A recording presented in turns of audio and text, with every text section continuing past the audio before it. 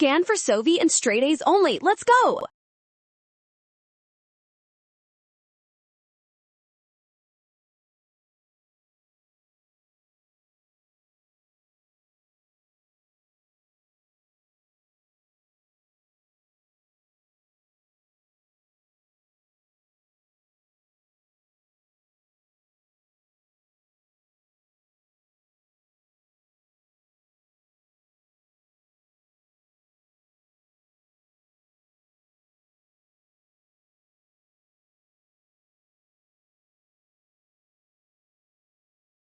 For 1 degree of freedom and a significance level of 0.05, we look at the distribution table. This leads us directly to 3.84 as our answer.